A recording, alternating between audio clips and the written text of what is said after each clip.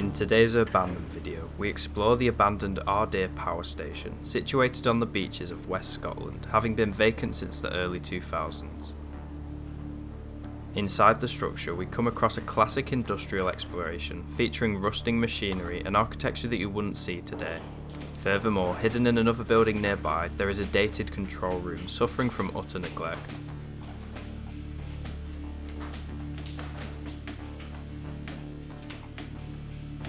Join us as we head within the complex to discover what remains.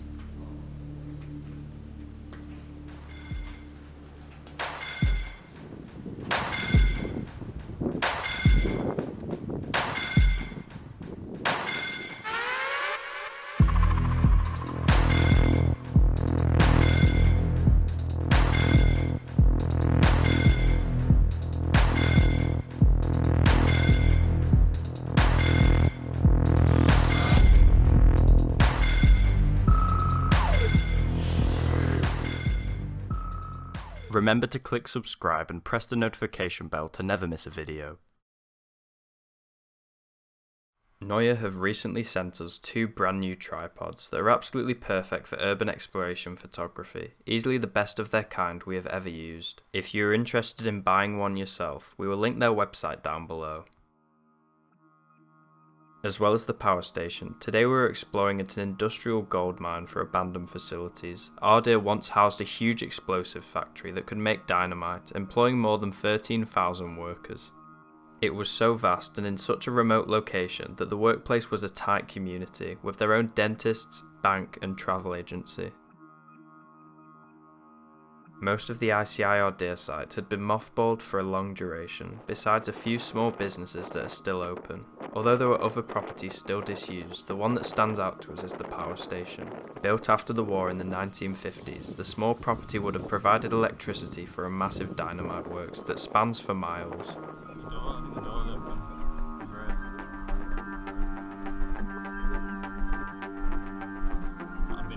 In the early hours of the morning, after camping a few hundred yards behind the site, we began our long hike up and down sandy dunes to reach the building. Preparation for demolition was occurring outside, with a couple diggers roaming around, so we wanted to stay concealed as we approached.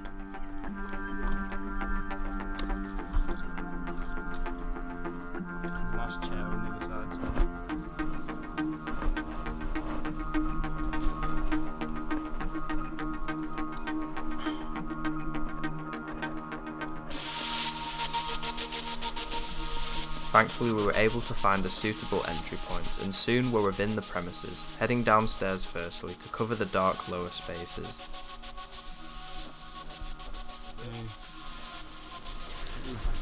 We're inside an abandoned power plant.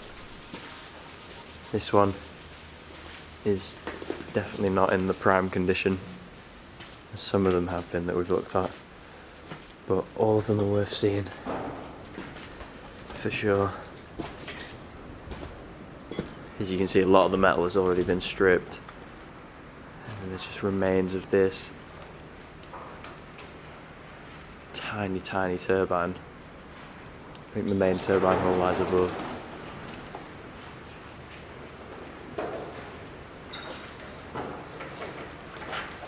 Our initial reaction was that scrappers had taken hold of the property and sped up its demise. Any machines had missing parts, which wasn't helping their condition. Piping was hanging on above, making us wish we had bought helmets.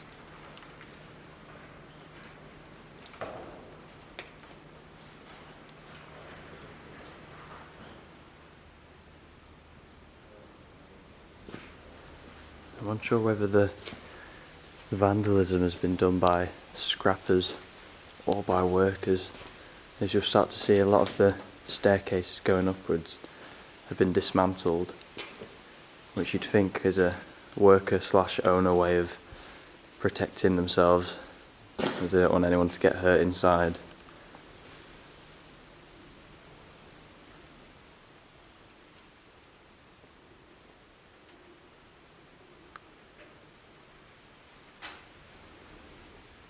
According to the sign on the door, this would have been a laboratory. Absolutely tiny.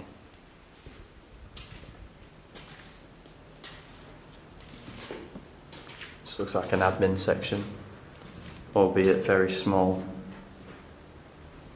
you've watched any other power plant videos of ours, you'll realise that this one is a miniature version, as it used to control and power a explosives factory. So it wasn't a national one with the huge cooling towers.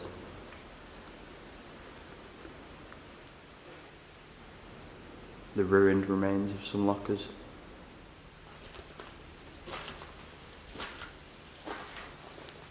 Apparently these are base exchange softeners, and there's 3 of them in a row.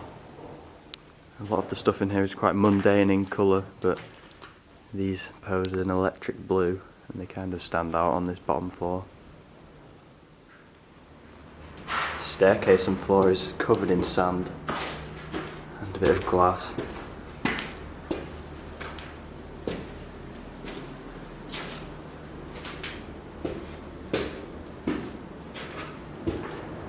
This is the back of the control panel. Already see the gauges have gone. Well, a few remain, but most of them have gone.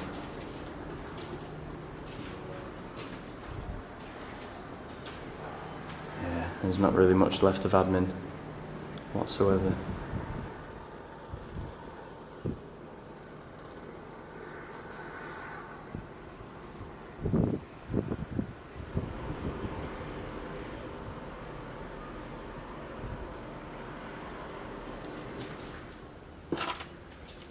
Wow. These are cool. This is my favourite thing I've seen so far. You know you're in an old power station when you see combustors like this. You can tell how old these ones are with the ferns that are growing on them. The far one over there, it's like a miniature jungle.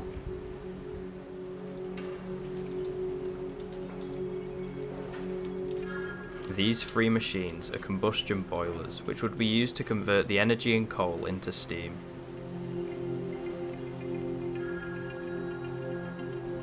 That is one of those after incident signs.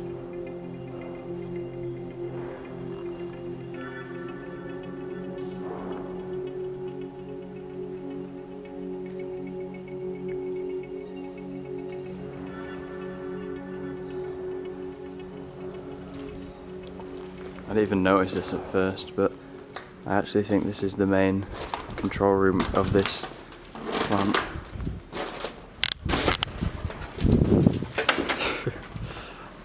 I'll be blunt, this is one of the worst ones I've seen. Even in its time, it wasn't that appealing.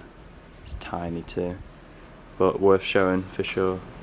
It's also worth saying that there are mountains of paperwork back here, which is something I did not expect from this place. I'll try and find some interesting ones to take a look at.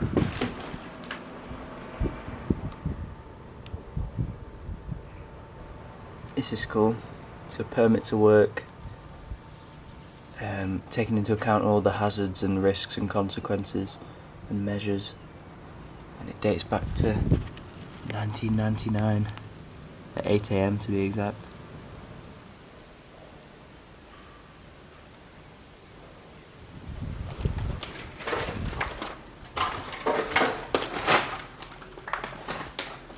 This is a big switch room.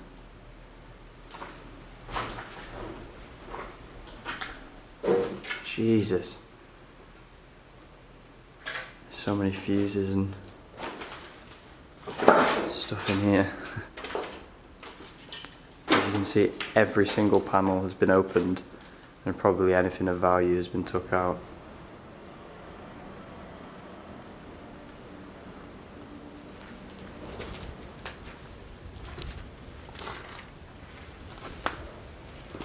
More chopped stairs.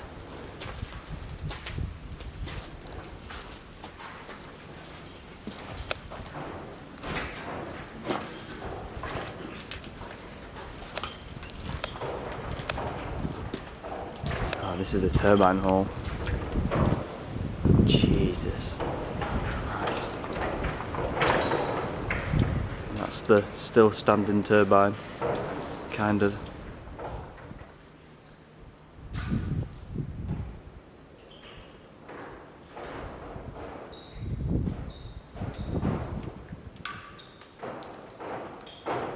Unfortunately, the turbine hall was in a terrible state, as a couple machines had disappeared completely. You could see the scarce remains of the final survivor, yet it had lost any of its personality with the removal of its title and shell. This is a good panel. It's quite old. I like the look of this right here. This is what I wanted to see.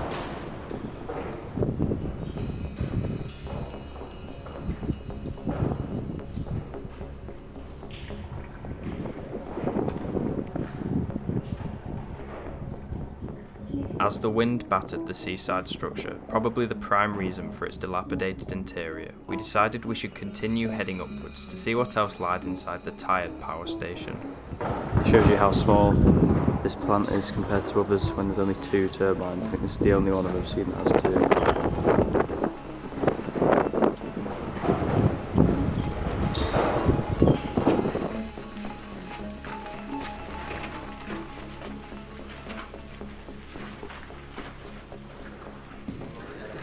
This is quite cool.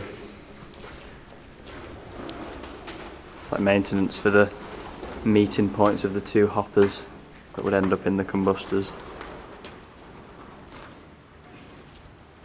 Should get a nice overlook of the turbine hall at the end of this as well.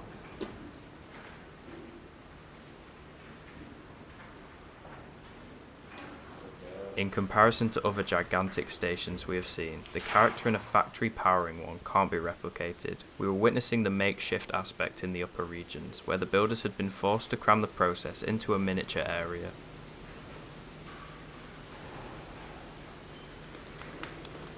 So many wheels.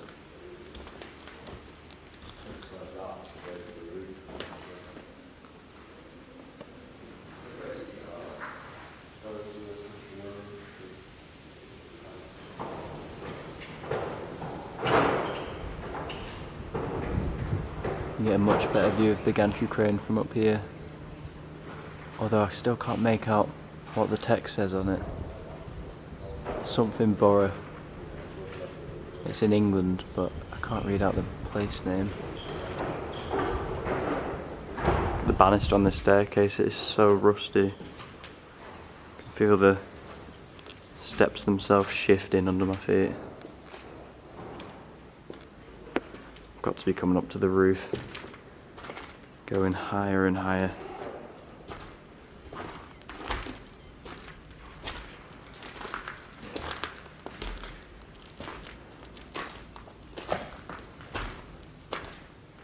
Love these walkways. Oh, this corridor's so sick. With all the things beside it. And over it. It's like a tunnel of pipes. Up another staircase.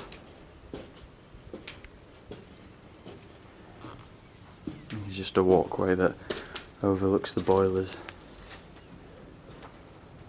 You can do work on top of them from here. That's what everything's about.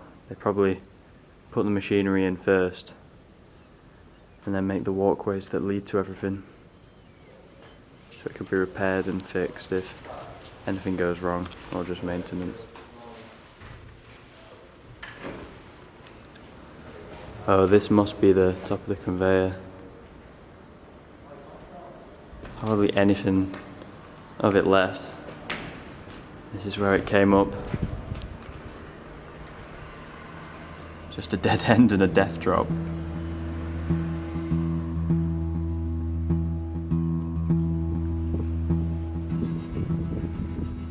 At the peak of the complex, we could see far in almost every direction, noticing the tops of derelict structures that would have formerly made up the Nobel explosive works. Nowadays, the power station is the most complete of any of these buildings, standing proud for over 70 years.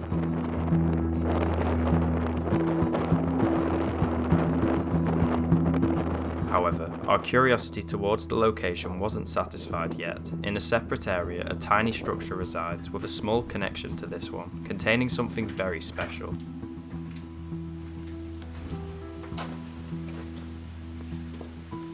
Just empty rooms in this building so far. I think this is like a substation for the explosive factory site. I'm not sure how much, how related it is to the power station.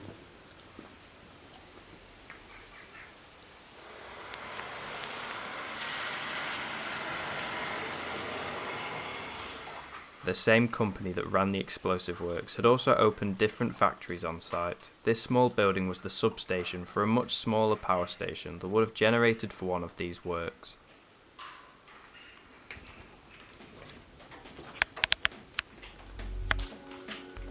Wow. This is one nice control room with a bending panel. It's crazy that in such a ruined building, this one is just left with everything perfectly clean and intact.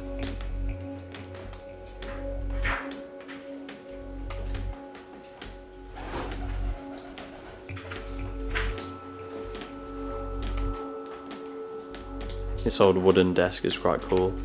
Had other slots for probably files and other stuff to go, and then you'd assume there'd be a computer on the top. Clearly the highlight, compared to the empty rooms surrounding it, this old-fashioned control room was very short-lived, closing after 20 years of use in the 1980s.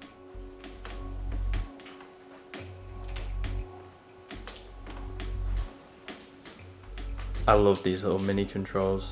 I've seen these quite a lot in control rooms now. The switch room. Some good paperwork there, I'm definitely going to look at that. These are some nice old panels as well though. That one's been stripped out. Maybe a sign of what's to come.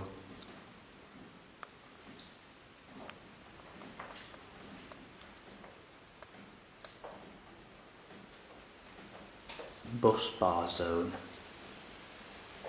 I have not heard of that. Sometimes panels are named after local areas, so maybe bus bar is something that I actually need to blur out. These papers look really interesting, especially with their colour. Laundry list at the power plant at the nylon works. So maybe this substation had nothing to do with the power station or explosive factory, and is something altogether that's probably been demolished, and this is the last remaining feature. There's a date on that as well, 6th of the 3rd, 1980. And next to it's a letter.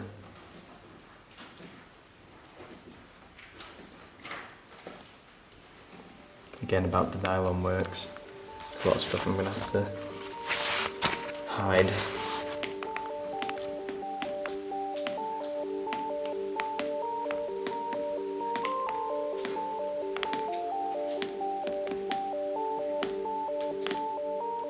We adored exploring and spending the night in such a conventional abandoned site. There is a huge amount of history and importance from the many international businesses that have functioned on this land, very significant to Ardeer as a place.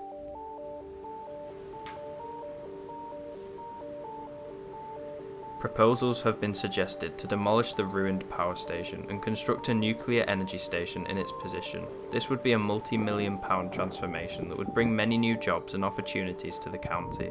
However, nothing is decided yet and talks are still being had. The only thing that is guaranteed is that even though this area has lost its founding businesses that gave it its pride, new operations will continue for many years into the future.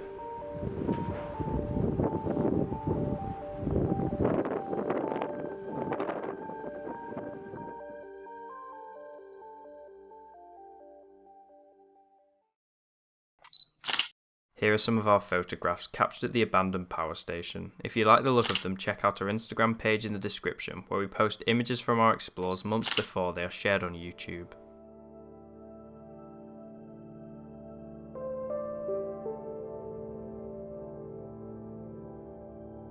Thanks for watching. This was a real trip into the backlog, one of the final places that we explored on our Scotland trip in 2020. We hope you enjoyed our coverage. See you next time.